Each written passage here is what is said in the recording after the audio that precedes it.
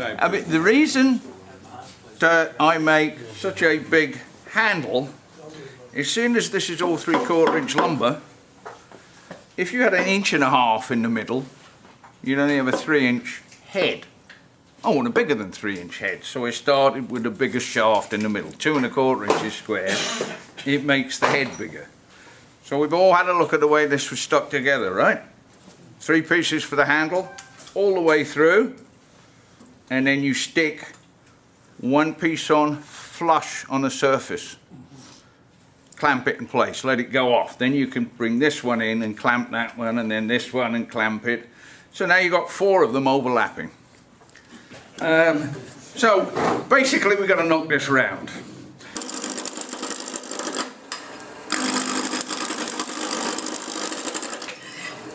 This, of course, is very old wood. It was probably a table in about 1980.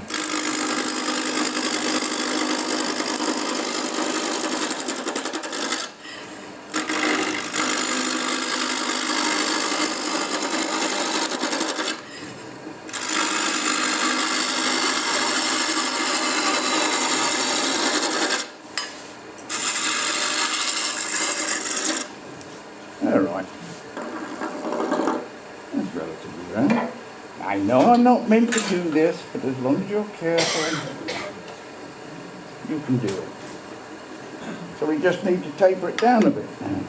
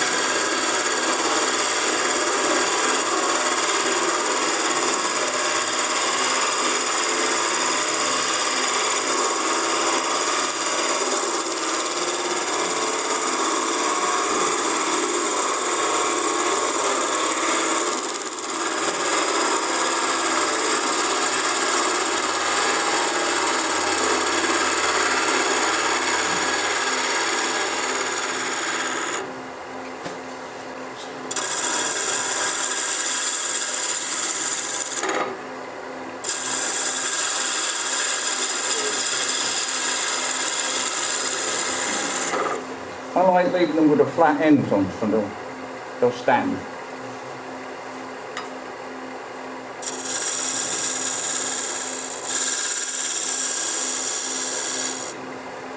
Right. Stay there. That's one end done.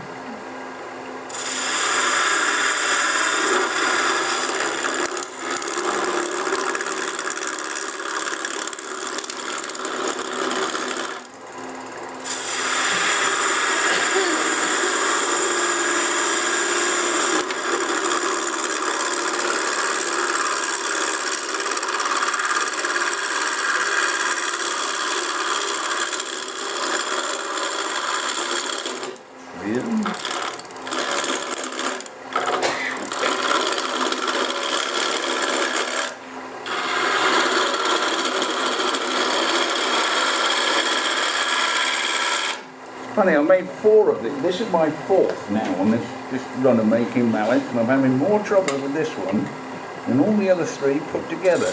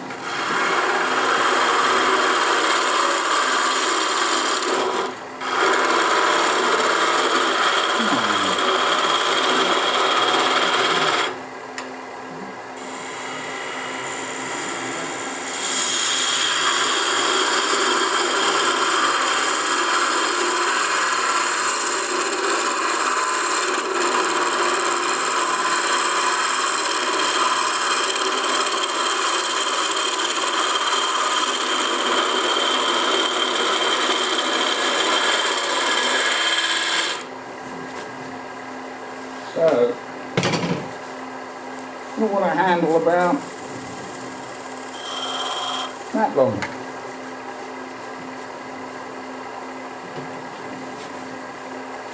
And put a mark in.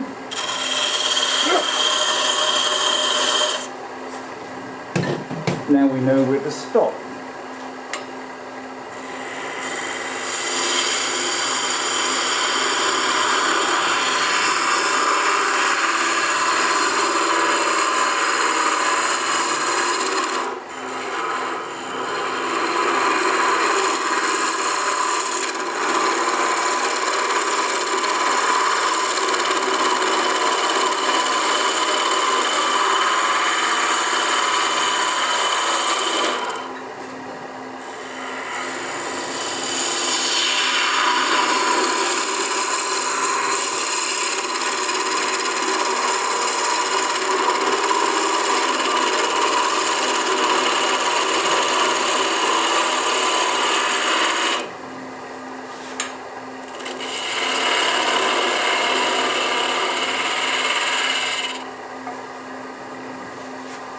My stop button's there.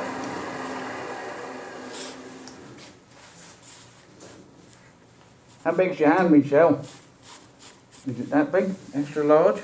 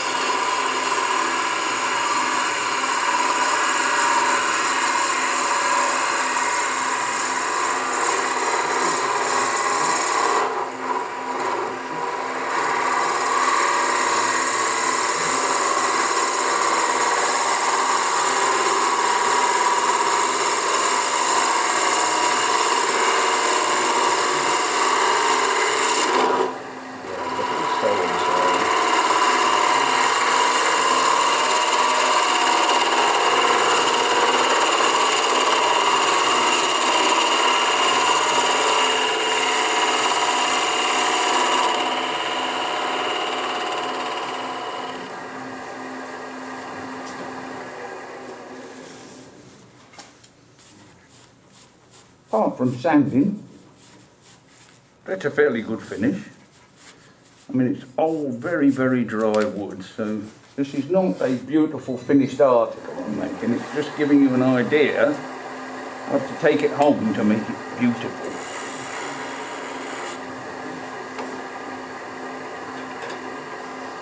Any constructive comments will be quite welcome. If I'm doing something wrong, please tell me.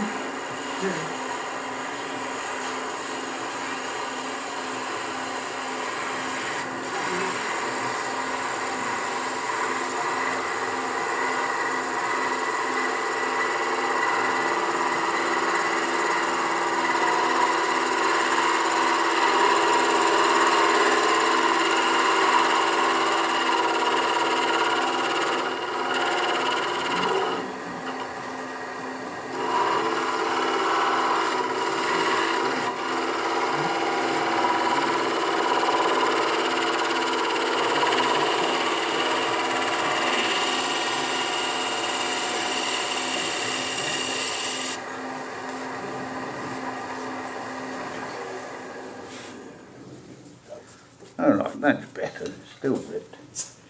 Okay, basic shape. Now, we want to put some texture on it. To this end,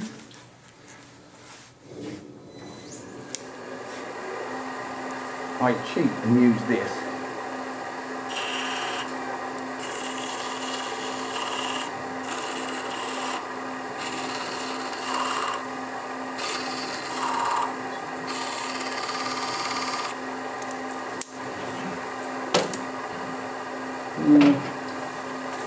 I'm going to just pick those lines out a tad.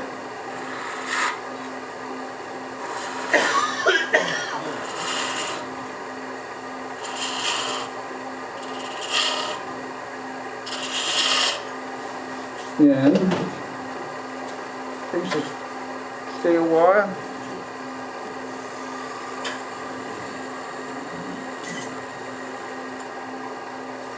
Hope they don't have smoke detectors.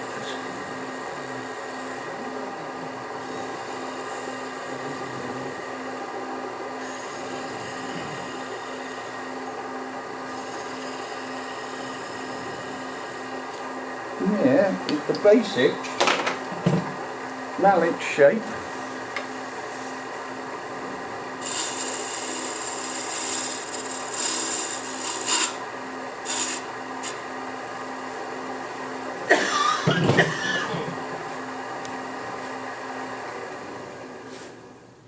And that's, I mean, basically it. It's an extremely simple thing to do. So, you know, it needs sanding, which we can't do here because we haven't got the dust extraction system on. I will take it home and I will sand it down, and then somebody can get it next week at the put it in the drawer next week.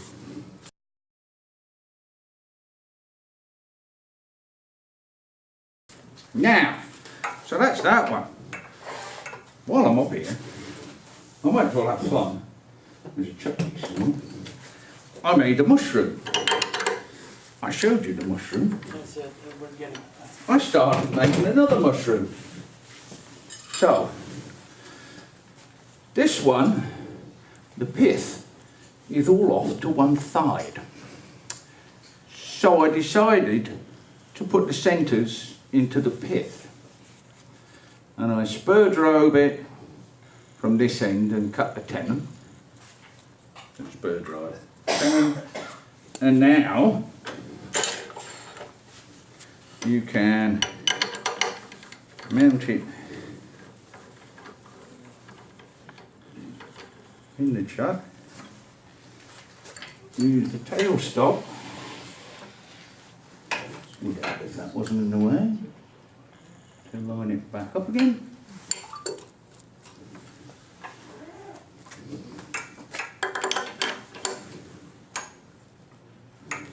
All right.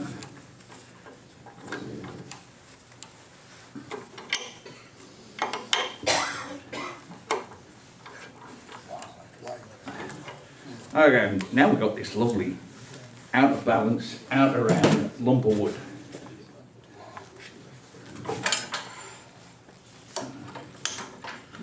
I cut a rough top on it.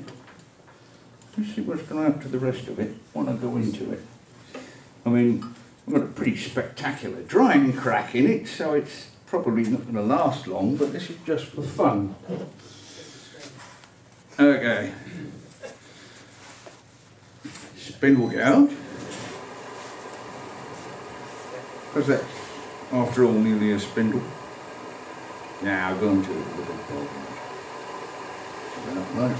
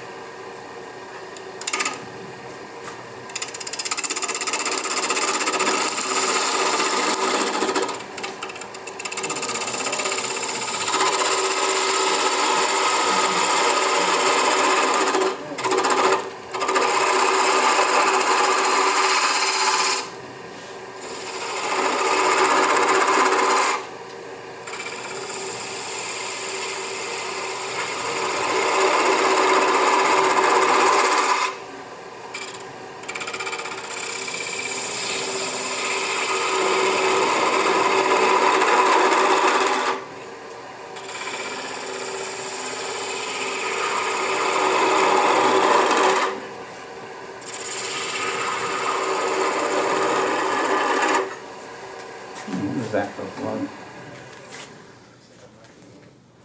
Pretty rough, that's what it looks like. The bottom's not so bad. The top's rotten. It's a piece of, I think, maple, but it's pretty spotted and pretty dry.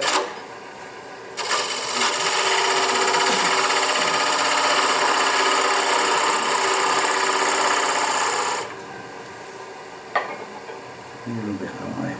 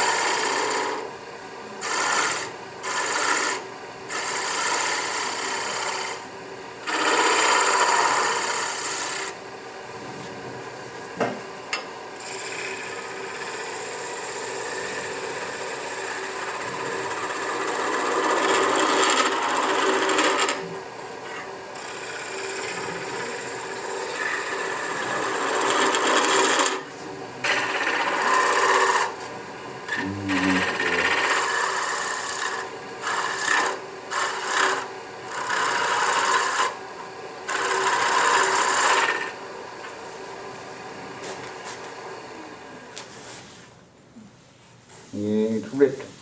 It's a nasty dry piece of wood. I didn't expect to get a good finish off it. But, hello there.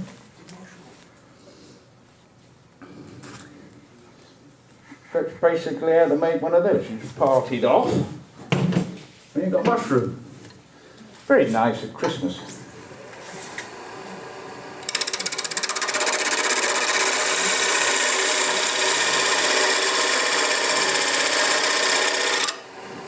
And Judy, this is, you know, I said you cut up, get rid of your tenon. That's how you do it.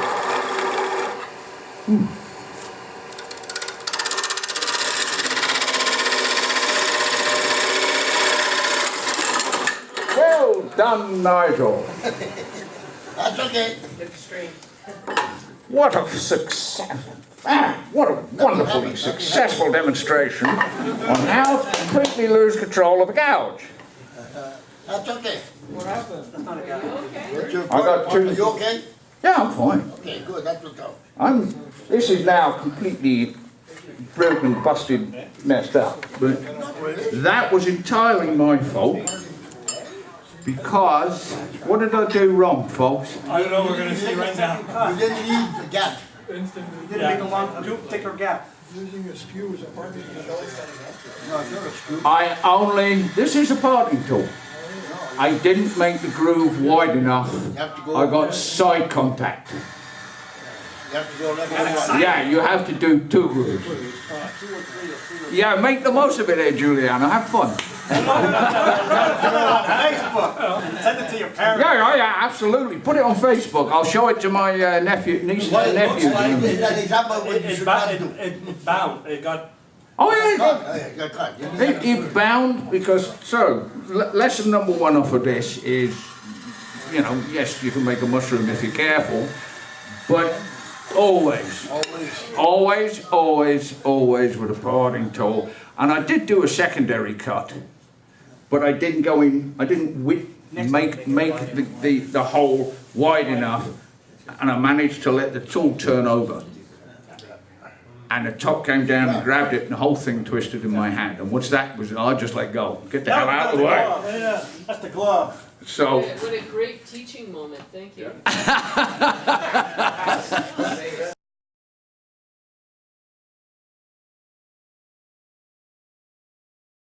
So, beating tool, which is a small skew.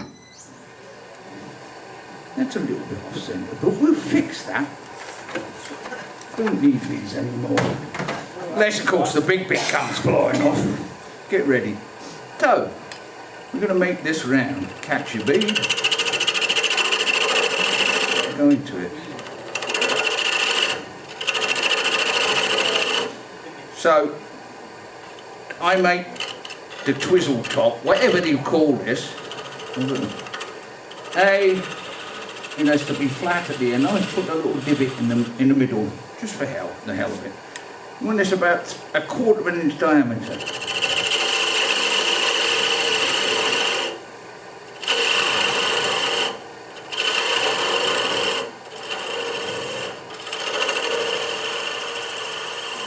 Now, Nigel, is this a flip top? Is that what we're calling it? hopefully, yeah, it's a tippy top. Okay.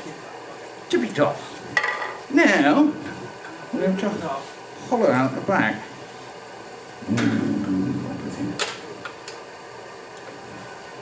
Now, once again, you use your trusted beading tool.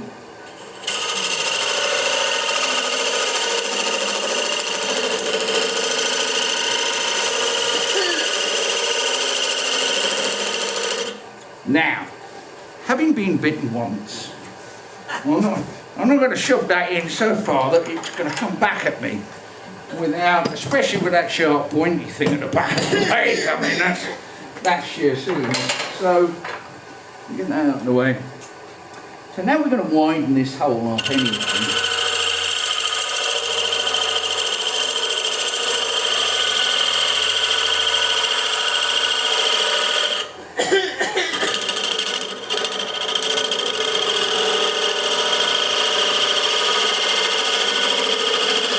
It's all very nice having the camera, the leg on the top. Ah, now I can see what I'm doing. I'll move my rather large head.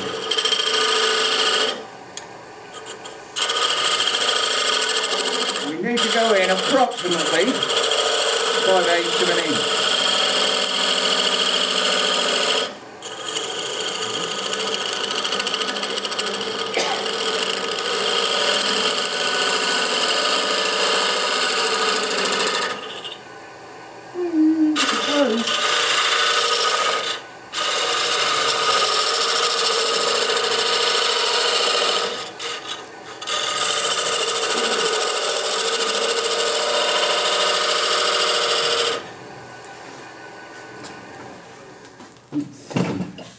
That's 5/8 is 5 big marks, isn't it?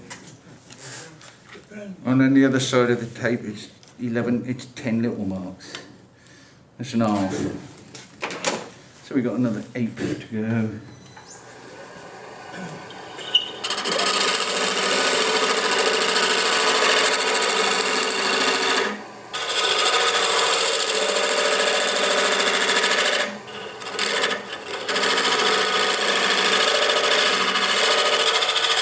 Right, that should be deep enough, and indeed it is. And yeah, I thought all cell phones were meant to be extinguished before I came on. All right, it could be fun getting this round, isn't it?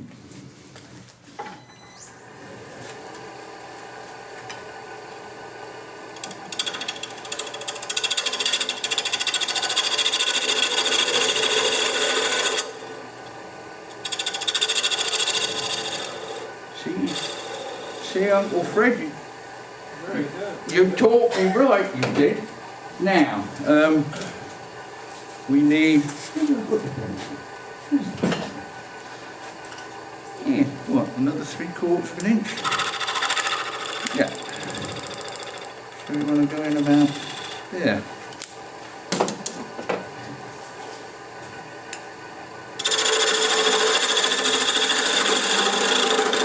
Now, I'm not about to repeat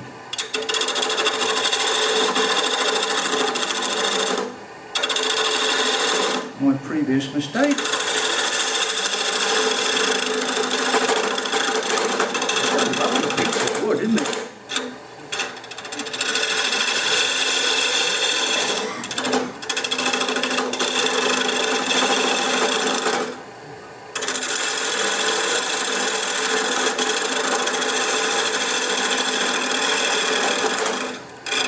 Right.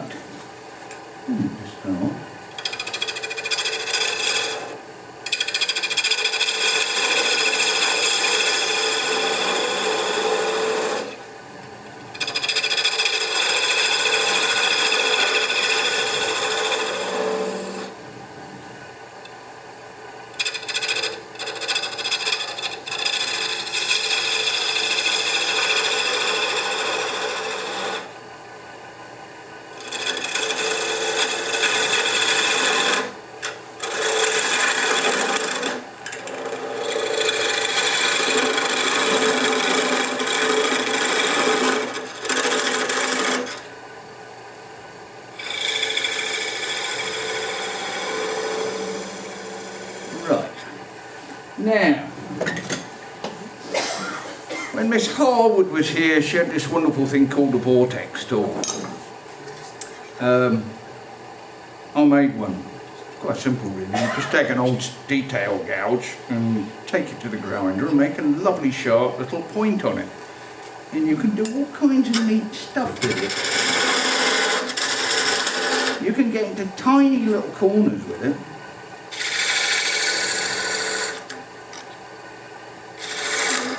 And get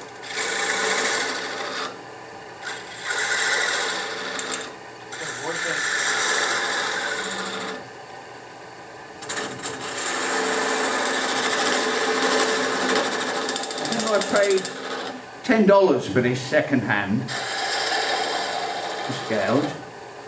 I just put it on the grindstone and I made my own vortex tool. Right, now unfortunately we don't have a sander here, so I'll have to work out, I'll have to sand that by hand and take the little nub off it. What do you reckon? Go for it. What are the chances? They're good, they're good. You reckon this is going to spin and flip, or? Yeah, yes. If it doesn't, we'll step on it. I got lots of them that don't flip. Oh, I shouldn't do that on top of your paint, should I? Oh, it doesn't. Well, I'll put the smooth side down. That's that. Yeah, we can get Roy to do a job with some white paint, and then.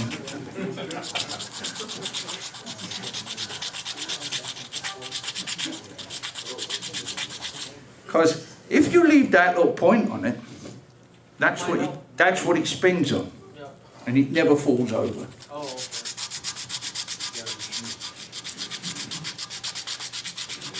Now, test number one is these things should never, if you put them down like that, they should always fall onto their noses, because that means their base head there, this end's heavy. All right, nice big flat surface. I got $1 says it works. No, not yet. No, Almost, almost. no, it ain't got to its side. The stem didn't come down. Whoa. Oh, See? very close, very No, it doesn't matter. No, close doesn't count. There you